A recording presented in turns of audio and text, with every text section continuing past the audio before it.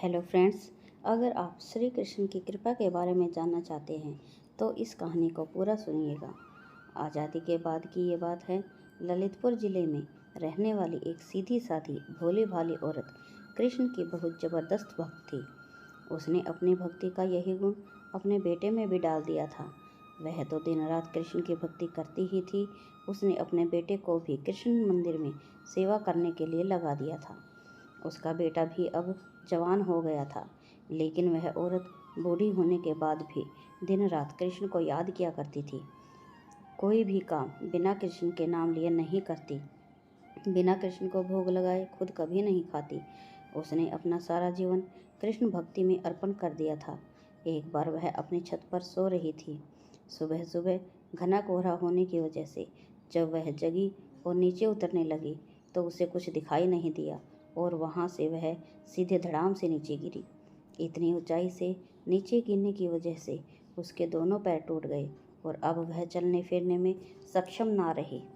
काफ़ी दवाई कराने के बाद भी उसके पैरों की हालत में कोई सुधार नहीं हुआ और बढ़ती उम्र की वजह से उसकी तकलीफ़ और ज़्यादा बढ़ गई। उसको एक जगह से दूसरी जगह पर जाने के लिए रेंग कर जाना पड़ता। जहाँ पहले वह रोज़ मंदिर जाकर कृष्णा की पूजा किया करती थी, अब उसे 4 कदम की दूरी तय करना भी मुश्किल हो गया। कई दिन ऐसे ही बेबसी में बीत गई। एक दिन उस औरत को कृष्णा पर काफ़ी गुस्सा आया।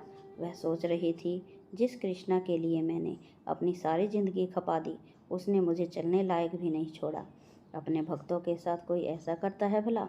अगर ऐसी ही बात है तो मैं भी वही करूँगी जो कृष्णा ने मेरे साथ किया है। अगर मैं नहीं चल सकती तो कृष्णा को भी नहीं चलने दूंगी। औरत ने कृष्णा की मूर्ति के पैर तोड़ने का ठान लिया।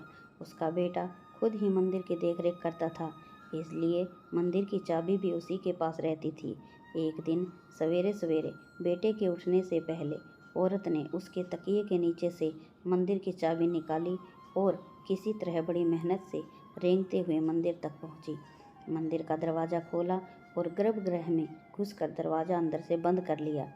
यहाँ घर पर बेटा अपने समय के हिसाब से जगा तो देखा कि उसकी माँ घर पर नहीं है। फिर उसने मंदिर जाने के लिए चाबी ढूंढी, तब चाबी नहीं मिली तो वह दौड़कर मंदिर पहुंचा। उसे लगा कि ज़रूर किसी चोर ने उसकी चाबी चुरा ली है और वह अब कृष्णा की मूर्ति पर लगे हुए सोने चांदी के जेवर चुरा रहा होगा, इसलिए गर्भगृह का दरवाज़ा अंदर से बंद है। काफ़ी देर तक दरवाज़ा खटखटाने के बाद जब अंदर से दरवाज़ा खुला तो बेटा और वह सभी लोग जो वहाँ पर इकट्ठा हो गए थे, यह देखकर हैरान हो गए कि जो बूढ़ी औरत पहले ठीक से खड़ी भी नहीं हो पाती थी, वह एकदम स्वस्थ और अपने दोनों पैरों पर चलकर गर्भगृह से बाहर आई। सभी के पूछने पर उस औरत ने अपने साथ घटित हुए इस चमत्कार के बारे में बताया कि कैसे उसने अपने भगवान से गुस्सा होकर सिलबट्टे से उसकी मूर्ति के पैर तोड़ने का प्लान बनाया और उसके लिए उन्होंने गर्भगृह में घुसकर दरवाज़ा लगा लिया। तब भगवान खुद उसके सामने प्रकट हुए और उसे रोकते हुए कहा कि आप मेरे पैर मत तोड़िए, इससे अच्छा है मैं आपके पैर जोड़ देता हूँ। और जैसे ही कृष्णा ने उसके सिर पर हाथ रखा तो वह बिल्कुल स्वस्थ हो गई। भगवान कब किससे कैसे प्रसन्न होंगे कोई नहीं बता सकता। लोगों को लगेगा कि इस औरत को भगवान ने भय से दर्शन दिए, लेकिन उसमें भी उस औरत की जीवन भर का समर्पण और भक्ति छिपी हुई थी। तो दोस्तों, कहानी अच्छी लगी हो तो लाइक और कमेंट ज़रूर करें। राधे राधे फ्रेंड्स।